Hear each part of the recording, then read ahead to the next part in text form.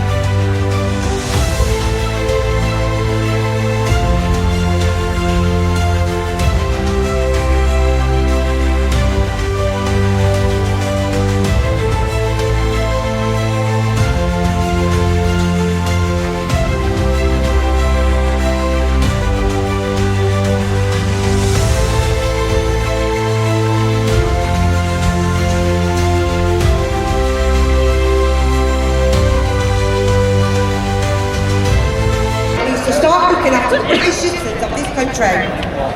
We have enough of the people of our own country committing these crimes. We don't need any more of these illegal invaders. Shut the borders, detain them and send them back to whichever country they are from. Stop giving them a home in a hotel or a HMO on benefit money. Keir Starmer, where do I even begin to discuss the moral excuse of a leader of our country? He has failed us. He has failed my daughter, Rhiannon. I believe she will still be alive today if this disgusting excuse of a man had not been in control. This isn't about baseball colour for us as a family. This is about us wanting to stop these crimes happening. I am currently working on a Rhianna's law to be put in place. So if this government is to keep allowing these illegal invaders into our country, we fight to detain, medical checks, ID checks, tagged and stopped and allowing them to walk our streets freely. We are going to leave a legacy in Rhianna's name for her son and other children going through the same loss as he is. Her little boy wants to be a brain doctor when he grows up, so he can help people like his mum. No 6-year-old child should ever be thinking this way. We as a family have set up a GoFundMe page for the children left behind, rhiannonskywhite.co.uk, for children who may have lost their mothers this way, the way Rhianna's little boy has, or mothers who lost their children in similar circumstances I have. Every single penny donated will go to helping and supporting these families. So to help us ensure this is possible, please can we ask that you donate anything that you're able to. And if you're financially unable to contribute, we ask that you please share her story. Everything we do as a family is for Rhiannon, her little boy and the children left behind. The reason I don't want this monster's name mentioned is because he's not worthy. This is Rhiannon's story. We will continue to say her name, Rhiannon Sky White. Thank you.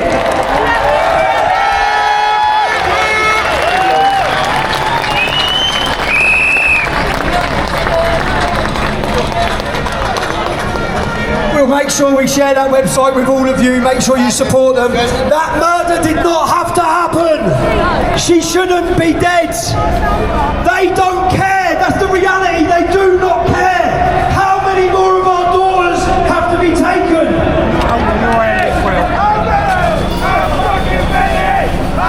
As we leave that, I want to go. What a brave family. What a brave family. Can even imagine what they've gone through. Imagine what they've gone through. That's the real cost. The reality of open border mass immigration. That's the reality. I want to talk to you about the darkest stain. The darkest stain in British history. When an invading army of men were brought into this nation and raped and pillaged their way through it, and the full acceptance of that place and our police force. When we look, investigation, when I started talking about this first in 2004, it's what we call grooming. We're talking about a rape jihad. I want to give you some numbers for the world that's listening. And you know what? These crimes would never have been allowed to happen if we were a proud, strong nation. Allowed it to happen in their towns and cities. We lost who we were. We become disorganised. We lost our spirit. We lost our identity. And men took advantage of our communities and that we hold the dearest to us, our daughters and our women. I want to talk about Telford. The reason I concentrated on Telford in my grooming gang investigation, if you haven't watched the documentaries, we have a very brave lady here today who led the march. Nicole is here from episode 1. A brave lady who led the way in highlighting these crimes. In Telford, there's only Muslim men. That town, they raped, these are the police's numbers, 1,000 children were raped and 5 were murdered. 20% of the Muslim men in that town were identified by the police as being involved in the rapes. That's one town. one small town that no one had really been to or heard of, that only has a 1.7% Muslim population. What do you think it's like in Birmingham? The other town you've heard of is what? Rotherham. Rotherham only has 3.7% Muslim population. And there's not 400 children. I don't want you to think. I want you.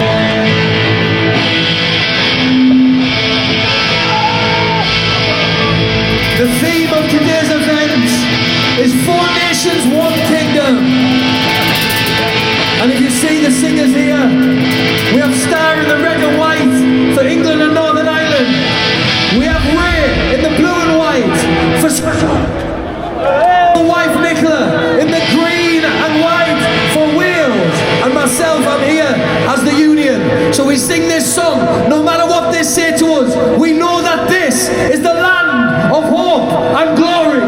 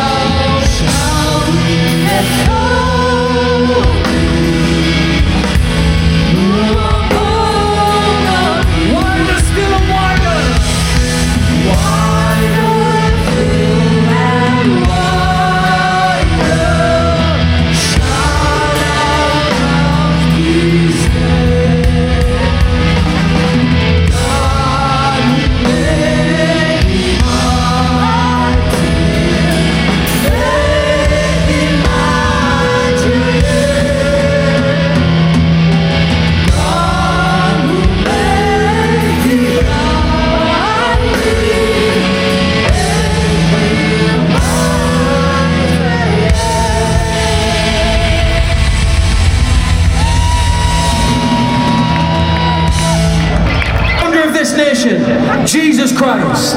Let's sing this song together. Jerusalem.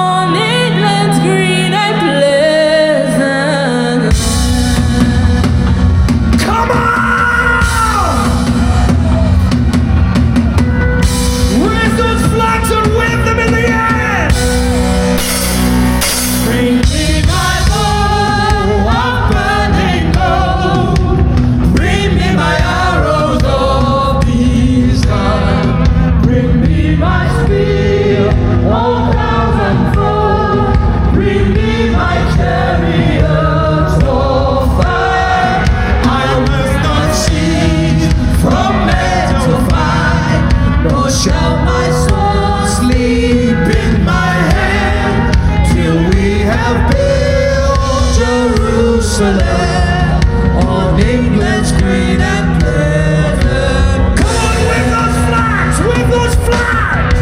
Come on!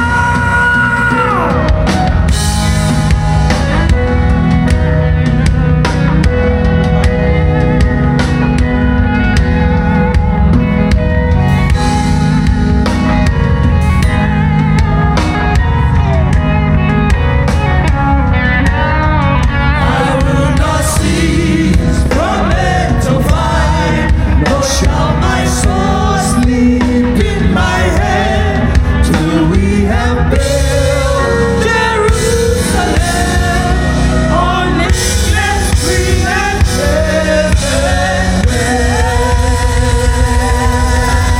Come on, let's sing it out proud with those flags for Britain.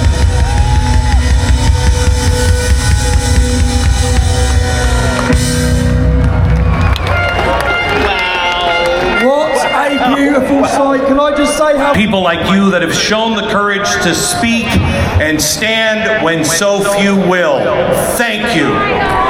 You have truly paid a price for refusing to ignore what is obviously happening all around us. You refuse to not see what's happening to our streets and to our daughters and to our women in the streets. And it means something as an American to see you stand. And I just want you to know there are millions of Americans all across the other side of the world that see you, hear you, and are praying for you and are standing with you today. So I was quite intrigued when our Prime Minister, when he first got in, he turned up, he had a sharp suit, he had his glasses, he had his brill-creamed hair, and then he continued on to be an absolute wet week. What he decided to do was he'd go over and he made out that he was going to be some sort of statesman for the United Kingdom. How wrong he was. He was a fucking embarrassment. And I'm sorry I swore there, but that's how I feel. Last year I got on the stage with 2 minutes, and I thanked Tommy from the bottom of my heart for those 2 minutes, because I was throwing televisions out of the window every time I saw Sadiq Khan and I saw Starmer appear. That's what I like to hear. I want to hear a cheer when you like it. I want to hear a boo when you don't. So, he then sent over the king. He had to do something. He'd lost all credibility and has. And then we see Keir Starmer, right? Oh yes. We see Keir Starmer write the King's speech for him. And I watch and cringe as I see the King spitting that speech out and thinking, why am I here? Well, I wrote my only little bill that I would have had the King say in his speech. First thing he would have said is, no more DEI, no more ESG, no more identification. It's absolutely a travesty that we're actually considered that in business we can't look after people, that we need to have DEI and everything else. It's an absolute bloody insult. Now, the next thing is Keir Starmer and Ed Miliband. They talk about net zero. I'm not talking about net zero. I'm talking about net zero migration. That's where we need to be. In previous governments, they've been asked, how many? 100,000, 200,000? We had almost 1 million when we had Boris Johnson in power. That needs to stop, and we literally need to have zero.